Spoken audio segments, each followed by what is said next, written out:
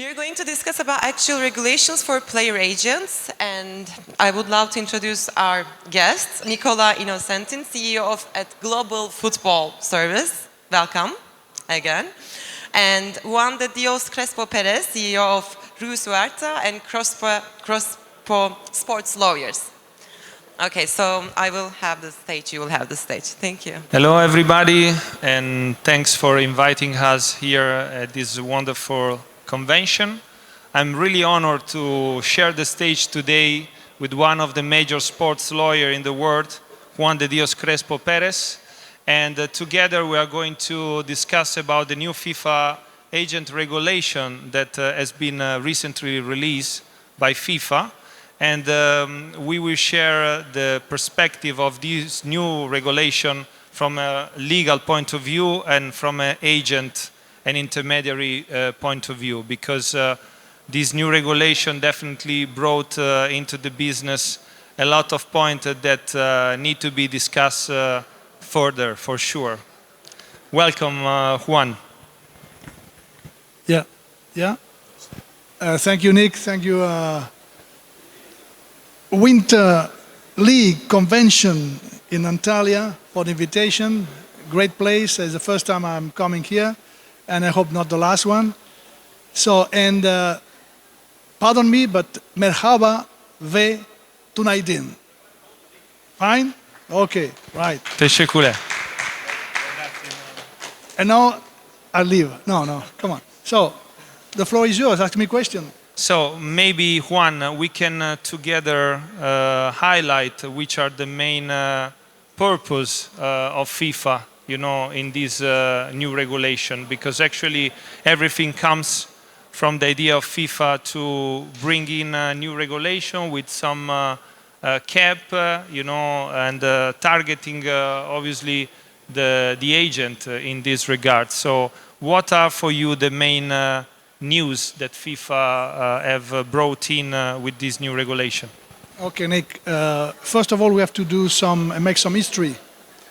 FIFA in 2015 took the decision not to have any regulation on agents, and they called them intermediary.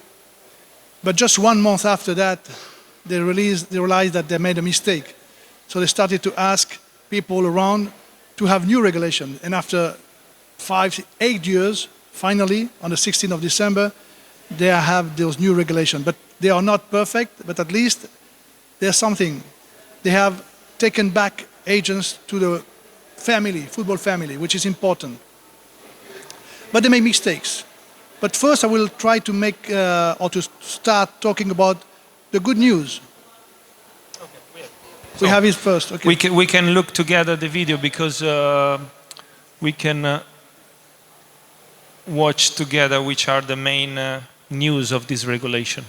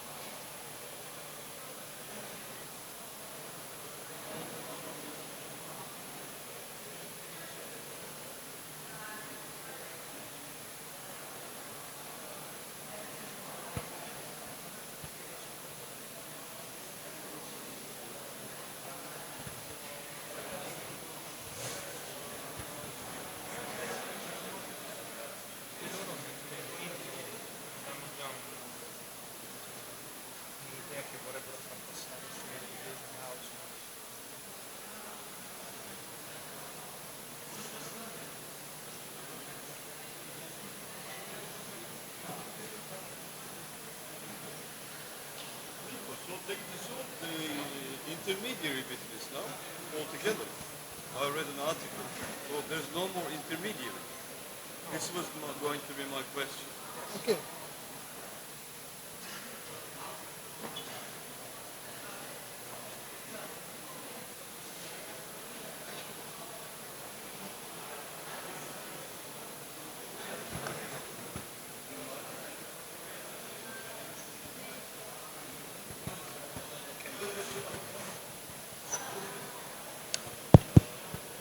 Okay, so you have watched a very nice video by FIFA, but I don't know if you have recalled one thing. They said to protect and help players, coaches, clubs, association. So it means to me that they are bad guys, the agents, and we have to protect all the football family from the agents, which is a real clear mistake, because we have to come back to the history. Are the agents necessary? My experience of 40 years here, yes, they are. They are necessary. So FIFA understood after 2015 that they made a mistake, and now they're coming back. But they're coming back with, let's say, a naive point of view on one side, and a strong point of view, a tough point of view against the agent on the other side. So protect and help everybody but the agents. That's the first thing in mind. The second thing in mind that all the regulations are not bad. There are several things that are interesting. For instance, stakeholders, now agents or stakeholders. They have a working group. Before there was nobody talking with FIFA officially. And then there's a nice picture too. FIFA saying we have met agents. But I look at the guys there, I know them. They were not representative of the agents. A lot of agents, associations lack there. So who have been the people talking with FIFA in order to launch this or to negotiate and launch this regulation? Who are there? An association from Argentina, another one from, I don't know, but they are not the core of the agents. So this is the mistake. Another good thing is that they have created a football tribunal in a hall and then an agent's chamber.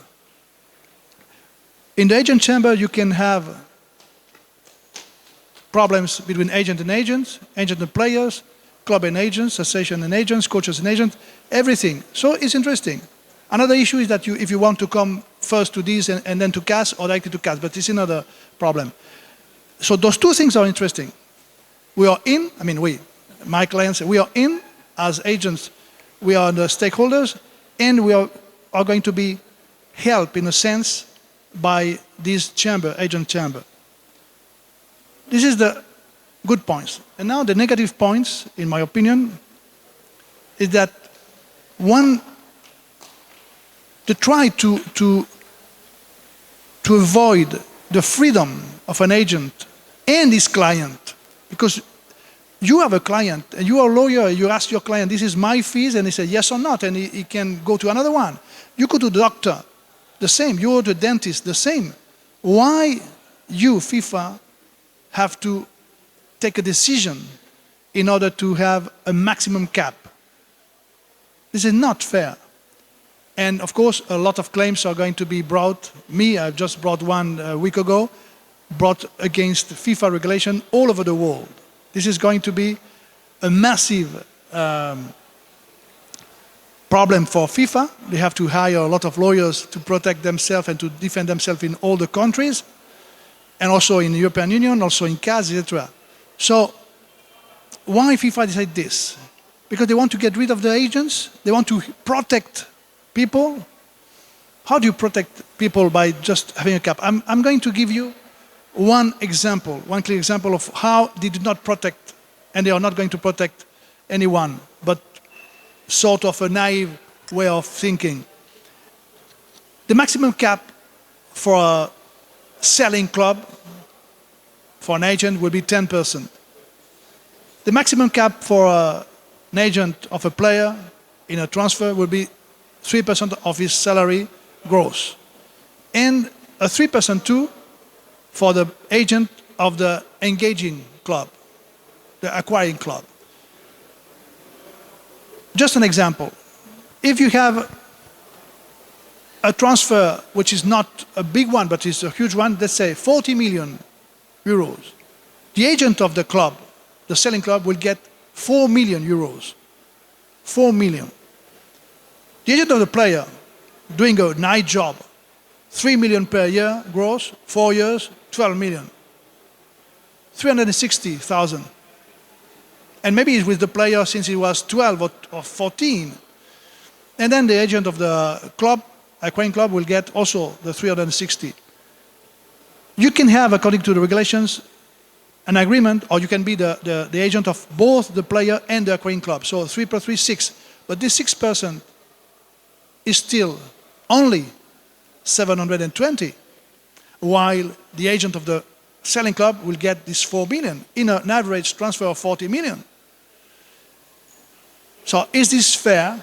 No, it's unfair, absolutely. Why and how FIFA has decided that the selling agent is going to take 10% of not of anything, of the fee. So it's 40 million, 30 million, you're going to get a lot of money. And why the others are not? Are they friendly with the agents of the selling clubs and not with the agent of the players and the acquiring club? Is a nonsense. This is the clear nonsense. And then, why not having a player, agents, doing his job together as the selling club? Forbidden. The only possibility is to have a player's agent with the acquiring club. It's forbidden to be the player's agent and the selling club, which is a mess. What is going to drive us this? Of course, to settlement agreements between all the agents. If you are the agent of the player and your player is with you, of course, there's another issue. And you say, look, I'm going to get only 360. The guy there is going to get 4 million. But if you say no to this transfer, then there will be no transfer. So we'll ask the agent of the club to share with us. It's forbidden, but there will be ways to discover how to drive and to get the money. That is going to be a problem for FIFA, because the very first issue here we have is that we are going, and I'm saying that in front of everyone, we're going to go against the FIFA regulations. Immediately. How and why? We'll see. And why? Because it's unfair. So this is the first thing. The second unfair thing, that an agent is not somebody who is coming from a silver spoon, very rich guy. No. Normally it's coming from a third division, fourth division players, and putting money. We were talking with Nick previously, putting money, 5, 6, 7,000 a month to help the players, to buy shoes, to buy the family anything, because they are normally from poor regions of Africa, Asia, or South America. And how are you rewarded? Nothing. If your player is 16, meaning that he's of age to sign a professional contract in whole Europe, then you're not able to get any penny, not the 3%, nothing. So if a player is transferred from Spain to Italy with 16 years old, a nice player, top player, a new Messi, for 12 million. 12 million. So the guy who's selling is getting 1.2 million. And you are getting not 3%, nil. Nil, nil, nil. Until he becomes 18. But if you sign a contract when he's 16 until he's 19, you're not getting the money from 18 to 19. You have to have a new contract signed when he's 18. And normally when he's 18, maybe a big agent, a shark, is going to take the player from you. So what does this mean? It means clearly that FIFA, not knowingly, I guess, is protecting the big agents, not the small agents, not the average agents. And this is going to be a problem in the future, unless, as I said, the court is going to annul this regulation, at least in those 2 points. There are more points, but Nick is going to talk to a bit. Thank you, Juan. Well, you pitch some of the, let's say, negative impact that this new FIFA football agent regulation could have. I would like also to, let's say, speak on favor of this new regulation a little bit, because currently for agent it's a bit difficult to handle the activity if you're working internationally, because, for example, I am Italian, I'm registered in FIGC and CONI, but I live in Cyprus, so anywhere I would like to make a transfer, I need to be registered today. And that's quite complicated and costly to handle, because every federation charge what they want, you know, and you have also to apply for every federation rule. So the fact that now FIFA is going to centralize and regulate the activity, it's, in my opinion, a good thing, because then you can have one entity to deal with, and after that, after accomplished to the regulation, you can freely operate worldwide, where normally should be the case anyway, but we know that it was the case before 2015. So FIFA is not doing something right.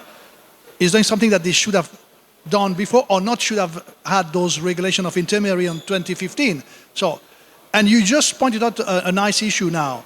You're Italian living in Cyprus and you can't work in other countries, but what about the countries that have internal regulations? Legal one, not from the federation, but from the law. Public policy. In France, the public policy is 10% maximum, but not minimum, so you can have a 10%. How is going FIFA to fight against France in the tribunals? Impossible. In Spain, we have a freedom, absolute freedom. You can have 1%, 10%, 15%, anything you want. And then the judge will see if it's too big or huge or not. So, no way that if you have a 10%, you're going to be struck by FIFA regulation if you are in Spain. If you have a player from Italy coming to Spain, it's an international regulation, yes. But if you have a contract saying that Spanish law will apply, how FIFA is going to sanction you? Because this is another issue. You have sanction against the player, against the agents, by not following the rules of the regulation. But how? If in your country you're fine, you're free, you're on the legal way, how can FIFA sanction you internationally when you have just followed and have been able to do that because your country allows you? That's absolutely right. Another point that I hope can take force with this new regulation has not been announced yet, but what FIFA made with the clearinghouse in order to protect the team that participated to the formation and the growth of young players, maybe hopefully will be used also to protect the agent, because what happened today, it's unfortunately a situation that many of you agents have experienced, meaning you close a deal, you have the right to get a certain commission, the club delay the payment, and then come back to you and say, you know what, I pay you, you know, but only the 70% if you want to get paid immediately. So either you file a case, you start a case, or you have to, let's say, find a compromise, which I don't think it's right, because again, not everybody, the benchmark cannot be the top agent making millions. The benchmarks should be the majority of agents that have an average income coming from their activity. And for those agents, if you don't get paid, it's a problem, because at the end, taxes are due to the government where you are living, and the costs are the same. I mean, for the moment, the clearinghouse is not in force. It's in the regulation, but they said that they will do that in the future. My knowledge of this, with the talks I had with FIFA people, they said that they will see. We will see. Maybe a couple of years, 3 years. But even if we have the clearinghouse, I don't agree with you, Nick. Because when it's used for transfer, You put in TMS, then the money has to go to a clearing house and you pay the club. That's fine. If it's a solidarity mechanism, it will be the same. Is a training compensation the same? But the commission of an agent is not maybe due now, and how you force the club to pay you. The club maybe said, no, they didn't do his work. So you can't retain the money from the club. The club is not putting the money in the clearing house to pay an agent in 5 or 6 or 7 months at all. This is not the clearing house I've read. So how are they going to take the money from the salary of the player? They can't. Are they going to take the money from the transfer? Yeah, the transfer could be the 10%, but it's the one who is already protected, the 10%. But the other one, so first, clearing house is not in force, and secondly, how the clearing house is going to work is a mystery for me right now for the agents. I don't know how, really.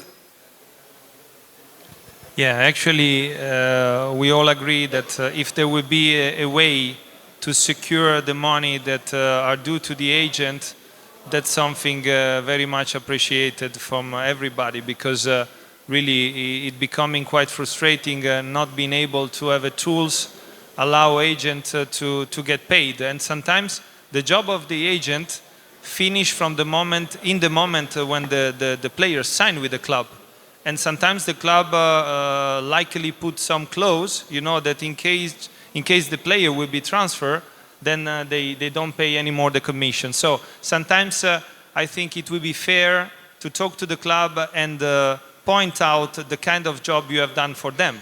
You know, because if the job the club was expecting from an agent was to bring a player that was free transfer, and I have accomplished, then my job potentially is done in that moment, and I have the right to be paid.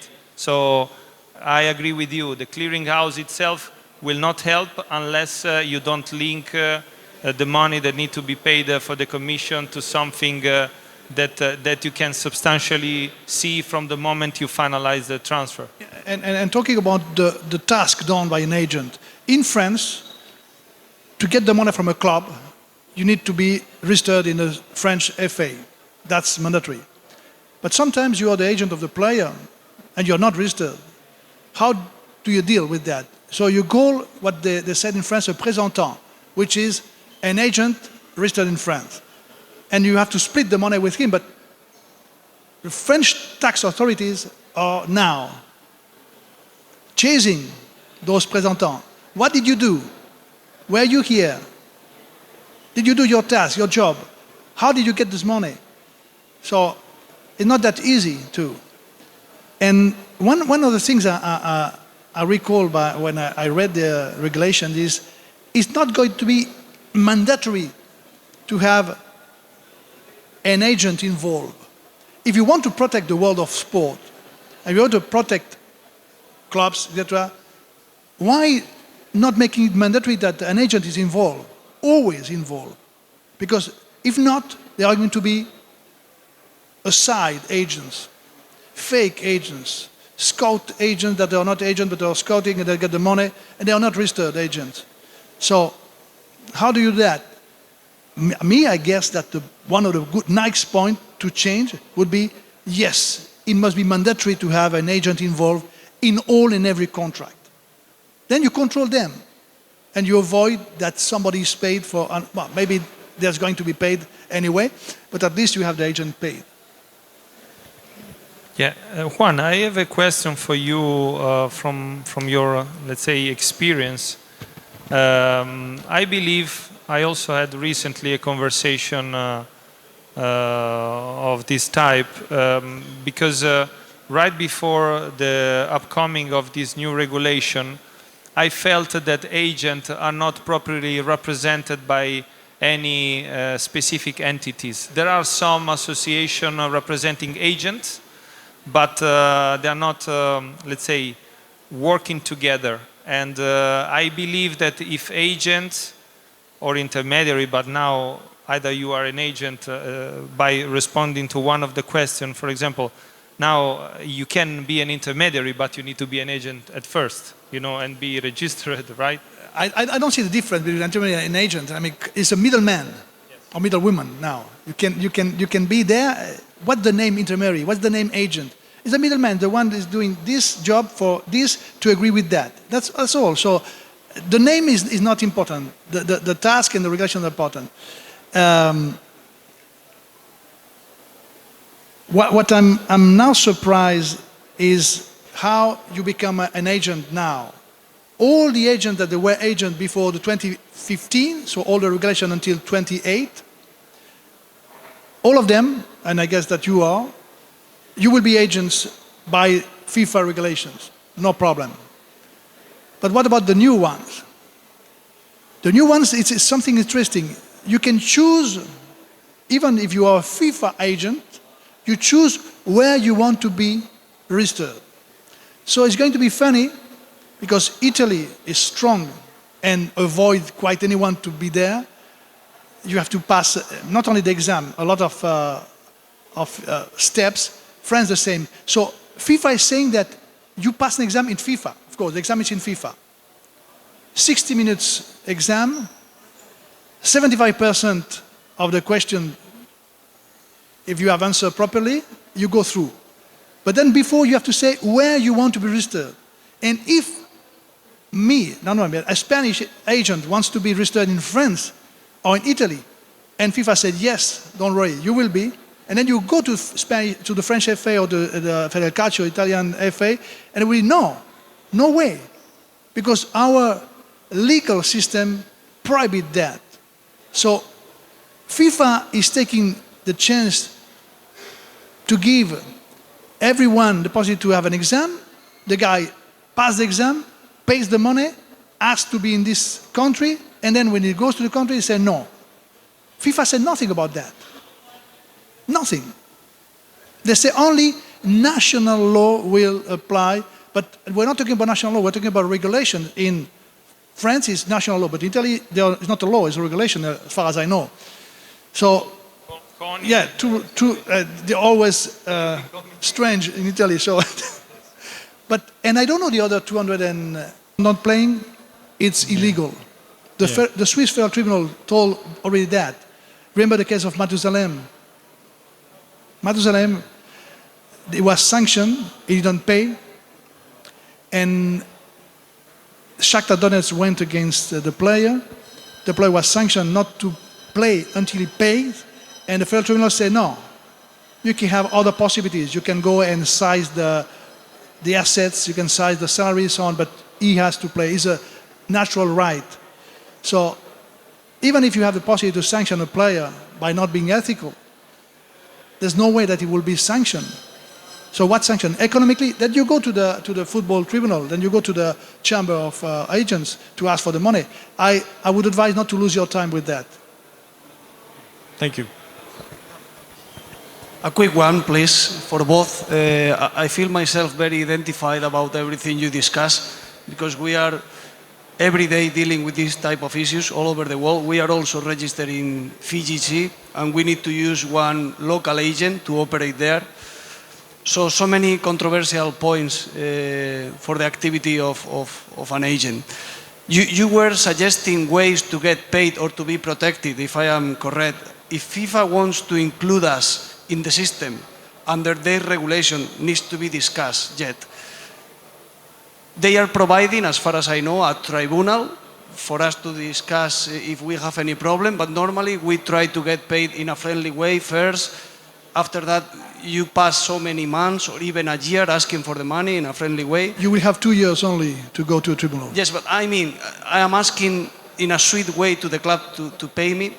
If they want to include us in their whole system, why we are not also included legally as the players? I mean, if they don't pay us in a couple of months or 3 months, players can resolve the contract unilaterally, resolution of the contract. So why the agents cannot be like this? If you are not paid, all the contracts are lodged, all the contracts are protected. If you don't pay me, why I cannot claim to the club legally through FIFA and to have like a quick procedure instead of waiting for so long, the tribunal, etc., etc. But it's a quick proceeding. I mean, it's quick. It's with the new regulation. No. Right now, FIFA has changed from 3 years ago, and a claim, you bring a claim to FIFA, and for the agent will be the same. club against club, players against club, club against player, and in 4 months you get a decision. But I mean agents. No, it will be the same because you are going to be in a tribunal, but in a chamber of agents. The chamber of agents doesn't mean that you are out. Football tribunal is the top, and then you have this DRC, agents commission, and then the PSC, the 3 of them. So you reckon it's going to be a quick procedure now? Yes, it's going to be quick. Fingers crossed. Yeah, no, it's quick, really quick. Good. And then the CAS, after the CAS, it will be, of course, a year. Thank you. Also because, Juan, correct me if I'm wrong, but centralizing and recognizing FIFA as the only entity to deal with for an agent create a different situation, because before, of course, you were subject to the national regulation, and for example, when you were not registered or you need to use, like in Italy, domiciliated agents, okay, the rules before were unique, let's say, you know. Now it will be much simple to handle the situation because you have to deal only with FIFA, and if something happens, you go to FIFA. You don't have to go to that federation or that federation or that federation, unless there are no situation, as you mentioned before, that goes against the national law, because the national law it's always prevailing the sports law. But I see the system simplification. It will be simplified, hopefully, but again, finger crossed, because from what is the idea to what is going to happen, we have to see what's happened next. No, but before 2015, the agents were already there in FIFA, and they had the dispute resolution chamber, the same. Now they will have this agent chamber, the same. The only thing that changed is that FIFA normally took 2.5 years to a decision in 25, 26, etc. Now, my experience, daily basis, is that the decision is taken in 4 months maximum, and it will be the same, absolutely the same. For agents, the agent, hopefully they are not going to be, like rubbish, and they're taking more time than the others. It will be the same. It's incredible. You send a claim in November, and in February you have a decision. I've got that in 2, 3, 4 months maximum. So hopefully, as I said, it will be that. It's rather preferable to have one. The issue is, are we going to go to FIFA and then to CAS, or are we going to CAS directly? In the minors amount, I will advise to go to FIFA. 10,000, 12,000, you can't go to CAS. It's too expensive. Then you go to FIFA. But if it's an amount of 10 million, of course you go to CAS. It's expensive too, but it will be quicker.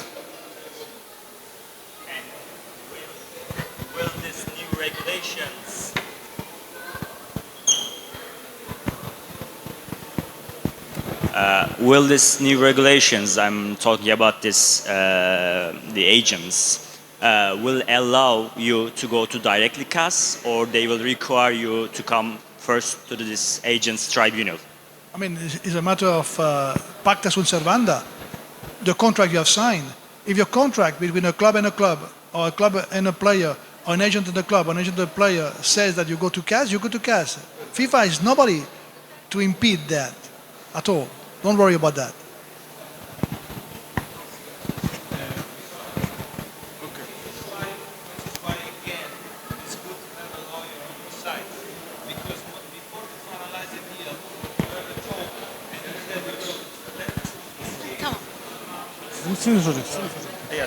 So again, as I was saying before, for me it's very important to have a cooperation with a lawyer or a law firm, because you can get guided case by case. Because in my own experience, I never made a transfer that was exactly like another one, and without issue. There is always an issue, but you make also experience by analyzing case by case with your lawyer or law firm.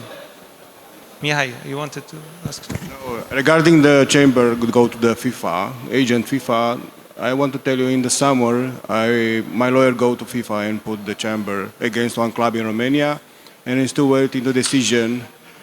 The agent chamber is not in force. Yes, but It's not in force. You can't go to FIFA chamber's agent because it's not in force. I go to FIFA because the club don't pay me. Ah, okay. But as an agent? As agent, yes. And FIFA say to wait until summer. No, you can't. Why?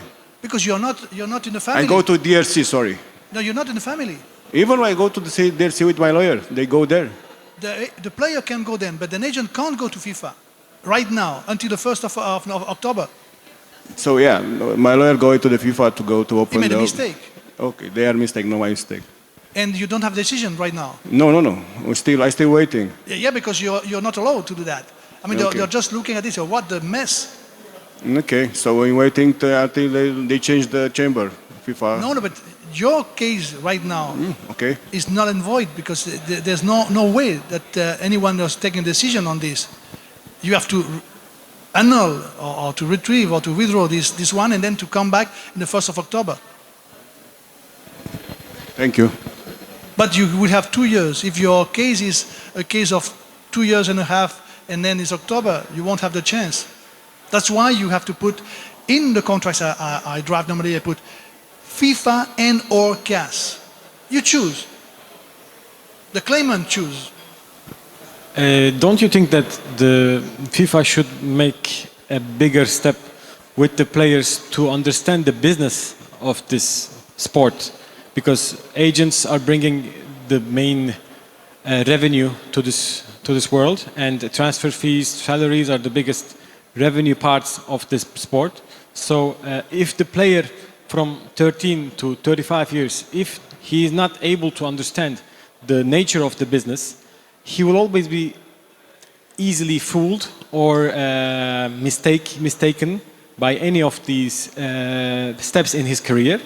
And if there is no formation coming at least like from a solid point of view from FIFA, then how can people from different countries of the world can educate their kids or their players, or they have to maybe initiate something with, give some initiatives to the clubs or local federations to educate players or coaches or, I don't know, the administrators, so that they know about the business itself. And also, I think we are always talking about monetary conditions on the like 3%, 10%, 5%, whatever. But it's not only that, because in order to have a sustainable business as an agent, I have a company and my business is not only doing football players transfers, I'm also representing players meanwhile. I mean, when the transfer window is closed, I'm trying to consult players for their careers, when they're injured, when they have family issues and everything, or in their investments even.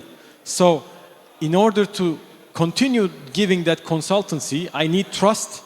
And if my business image is harmed by a club in front of the media, for example, it's nothing to do with the money, but a club goes and says, okay, the agent of this player is bad, and I have nowhere to go because they are ruining my business reputation, which in normal business industries they wouldn't be able to do.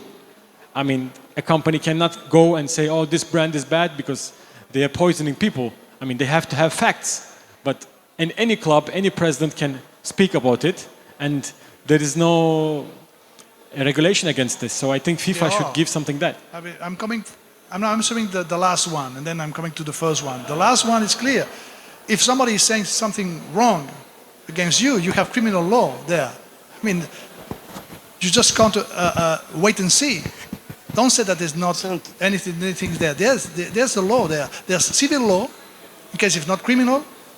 Your honor has been stained, and you have civil law. I don't know if in your country, but I think that your country has copycat Swiss law, so it's exactly the same, and criminal law. So you can go, and it's not the first time. And now with the social media, I have a lot of cases in FIFA in which you have this player was this president was and then we go to FIFA and we win or lose, but then we have also the criminal court to go. That's the first thing. The second thing is, I agree with you, but it's not to FIFA to do that. for me, it's for the national federations. Because if you have 211 federations and then you have millions of players, how can FIFA lecture all of them? I think that is going to be regional one for the small clubs, national wide when the big clubs, and AFE, the Association of Football Players in Spain, for instance, they do that. They do that. I've been in 3 or 4 lecturing seminars in which I explain, for instance, betting, how not to bet. In the UK, in England, they have a big book about racism, betting, etc., etc. Not about the agent, but we should add that also. Why not having the leagues or the federations to have a book in which they explain everything and then have seminars like they are going to be for agents? They said in the regulation that there was a continuous lecturing about on the agents to understand the changes of the world of football. The same for the players from the very beginning. But I think it's not a matter of FIFA, it's a matter of the national federations and then the regional ones.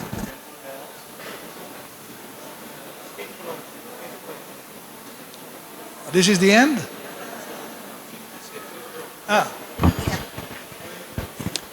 Firstly, it's great to see both of you together, but I really have an unfortunate question. What you told me seemed too complicated to me. Firstly, do you believe in what FIFA is going to be doing? Secondly, how on earth everybody is going to be managing this 3% and 5% and everything, and is it really necessary to give up the old things and implement this new thing? Okay, thank you. The first answer is that I told you at the beginning the good things and the bad things. Good things, we are stakeholders, we have this football tribunal, we have a FIFA worldwide license, that's good. And then the bad things are that the minors, you're not being paid, that you have this cap, etc. So bad thing and good thing, I already explained. Why they have to come back? I mean, they have to come back because they made a mistake in 2015 by taking out the FIFA regulations and having the national intermediate regulations. So now they're coming back after the mistake. So it's fine. What they're doing badly, in my opinion now, is those bad things that I've said. Not getting money from the minors, the cap, etc. So yes, they had to change because they made mistakes. They made mistakes and they understood the mistake. But they are going too far from their mistakes to another mistake now. So at the end, the idea is to try to find a middle point, again, that makes everybody happy. I remember that a couple of years ago, if I'm not mistaken, there was a moment where there was a rumors that agent, that wanted to operate as a legal entity, should have operated appointing a lawyer, linked to their company. For me, that would have been a smart move. Because today, for example, again, I'm Italian, I'm registered in Italy. I need to register as an individual entity and as a legal entity. But honestly, I never seen the benefit to be registered as an individual entity, because at the end of the day, I invoice as an individual entity, because I have to invoice as a legal entity, But I have to pay twice FIGC, twice the CONI, and when it comes to get some help, as an individual entity, I don't get any kind of help. As a legal entity, I have to ask my lawyer to help me. So where is the support I can get by being registered, in the Olympic Committee and in the Italian Federation? So somehow things need to be simplified, but also regulated, because that's the only way to avoid that there will be people in the business that are creating a mess, confusion. And sometimes that creates also kind of protection behavior from the club side, because if you call a club and you have a good player to offer, that you don't know, and they don't know you, okay, there is no conversation, simply because they had so many bad experience before, you know in which kind of business we are. It's plenty of people that are contact clubs just because they got a number, and that cannot be a criteria, you know. So creating regulation, feasible regulation, I think is a good way to regulate the entire business. And of course, listening to all the parties is also a good way to structure in a proper way the system, I think. Yeah, but sometimes they don't listen, then you have to go to the court to make them listen. Got a question? No? That's fine. Finish? No. No more questions? Free of charge. Free of charge. Come on. A lawyer giving you advice free of charge. This is a miracle. Okay. So now, Tesekur ederim. Huh? Thank you very much. So also I would like to thank you guys, and I would like to give our certificates. So now I'm a lawyer in Turkey. Now you are certified. And Nicola, for you, you are already in our family. Thank you very much.